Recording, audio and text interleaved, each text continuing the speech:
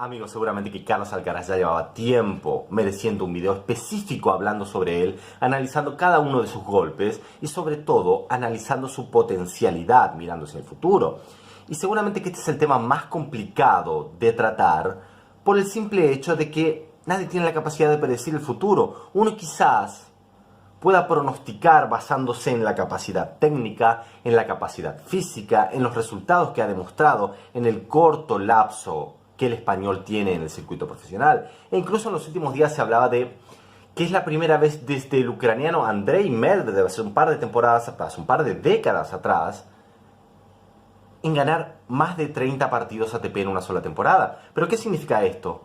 Porque seguramente si lo comparamos con Andrei Medvedev, si decimos que Carlos Alcaraz va a tener una carrera similar a la del ucraniano, no es demasiado decir teniendo en cuenta lo que se espera del español. Andrei Medvedev fue un muy buen jugador que prometió mucho al principio y que terminó teniendo una carrera en que su pico más alto fue llegar a la final de Roland Garros en 1999, aquella vez derrota ante Andre Agassi.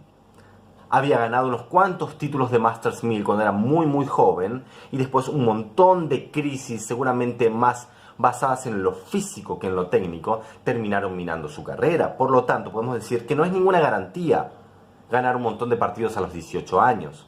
Hemos tenido un montón de casos, de jugadores que a los 17, 18 eran top 10 y después solamente terminaron transitando el top 30, 40 o 50 y tuvieron retiros prematuros. ¿Es eso lo que va a pasar con Alcaraz?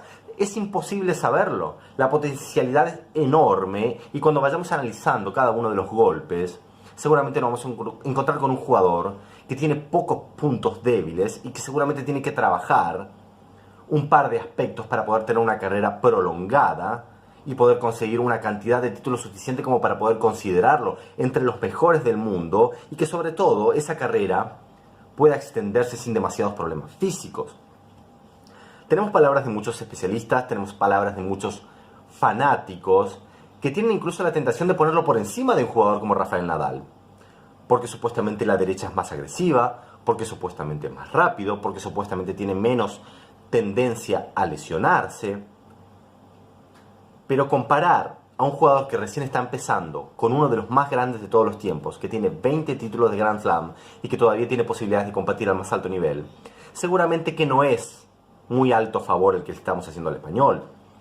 Vamos a tratar de analizar sus características técnicas, cómo compite, cómo trabaja y también prendernos de algunas palabras de el hacedor, de alguna manera, del mejor jugador, como mínimo, español de todos los tiempos, que es Toni Nadal, entrenador prácticamente durante toda la carrera de Rafa. Seguramente que Toni tiene una tendencia a tirar abajo a Rafa, y eso tiene mucho que ver con el desarrollo del propio Nadal, con el trabajo que hizo Toni para tener un atleta muy humilde, que no se crea mejor de lo que es y que siempre considere que tiene mucho por trabajar. Entonces las palabras de Toni son siempre tirando abajo a Rafa y considerando muy bien a sus rivales. El propio Toni decía, a los 18 años Alcaraz parece ser un jugador mucho más armado que Rafa. Es discutible, el estilo de Nadal es único y el estilo de Alcaraz es mucho más similar a lo que estamos viendo las nuevas generaciones en la Next Gen e incluso los jugadores que están por debajo de los 20 años. El propio Alcaraz, Jannik Sinner, tenemos a Shapovalov y Aliassime, un jugador muy agresivo que basa sobre todo en su derecha y en una explosividad y velocidad física muy importante. Partiendo por la derecha, seguramente que es el golpe principal y por lejos de Alcaraz, que tiene una muy interesante carga de efecto, un jugador que puede jugar pesado y desde el fondo de la cancha, pero que en cada pelota algo corta puede buscar el tiro ganador y lo consigue en muchas oportunidades. Es muy preciso y puede variar los efectos con ese golpe. Yo creo que está más cerca de parecerse, algunos dicen que es una especie de mezcla entre Federer y Nadal a la derecha. Yo creo que quizás está más por el lado de Roger, una derecha mucho más hacia adelante, bastante más plana, que cuando tiene que tener su carga de efecto la tiene también. No confundamos, Roger Federer en su momento era el segundo jugador con más revoluciones a la hora de golpear la pelota. El primero, por supuesto, Rafael Nadal. Por lo tanto, la derecha es el arma principal que puede conseguir muchísimos tiros ganadores, sobre todo en canchas rápidas. Lo hemos visto ganar un montón de títulos challenges en canchas lentas, pero lo hemos visto tener sus mayores impactos en canchas rápidas. Recordemos el Abierto de los Estados Unidos de este 2021 y recordemos el título en las finales de la Next Gen, un torneo que ha sido una especie de empujón mediático muy grande, pero cualquiera que haya analizado con cierta objetividad este torneo sabía que Alcaraz era el enorme favorito. Jugar contra un montón de jugadores adolescentes que están por debajo en el ranking mundial y que no tienen ni cerca la experiencia que Alcaraz ha acumulado. Es un golpe mediático muy importante, pero no es la confirmación de que Alcaraz sea un jugador top 5 en un par de meses. Seguramente que Alcaraz ya tiene la capacidad de complicar a la mayor cantidad de jugadores del circuito, con el único, justamente que lo hemos visto tremendamente superado, fue con el propio Rafa en el partido en Madrid. ¿Y por qué es esto? Por algo que siempre analizamos en el canal. El único que en este momento juega un tenis diferente al resto es Rafa, es el único que abre los ángulos de esa manera y es el único que hace picar la pelota tan alto. Pero a la hora de que Alcaraz enfrente a todo el resto del circuito, uno le tiene que dar alguna chance. Y a medida que pasen los años y la experiencia y el desarrollo físico, esperemos, las chances se van a ir volcando más por el lado del español. Y estamos hablando de Alcaraz. La derecha está entre las mejores del mundo en este momento y es un arma entre las más importantes del circuito. Por el lado del revés, tenemos un revés que es más de contragolpe que de ataque. Algunos quieren compararlo con el de Djokovic, lo cual me parece demasiado apresurado, porque Djokovic tiene uno de los 2 o 3 mejores reveses de todos los tiempos, quizás ahí arriba con Andre Agassi, y el tercero, el que quieran ponerle ustedes.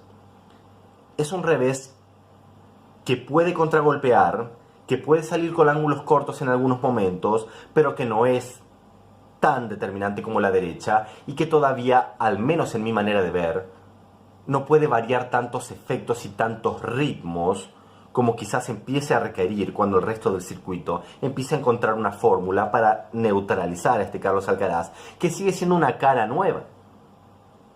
Y los jugadores siempre tienen impactos más importantes al principio, cuando son la sorpresa, y lo más difícil se viene a la hora de tratar de mantener cuando todo el circuito sabe cómo uno juega. Yo creo que podría incorporar algo más de variedad, poder jugar más pesado que plano en algunos momentos y variar ese slice como sistema y no siempre como recurso ante una respuesta o ante respuestas, o usarlo como una respuesta ante el ataque rival. Yo creo que el revés es bueno, pero está un par de escalones por debajo de la derecha, sin dudas. Ahora, el saque.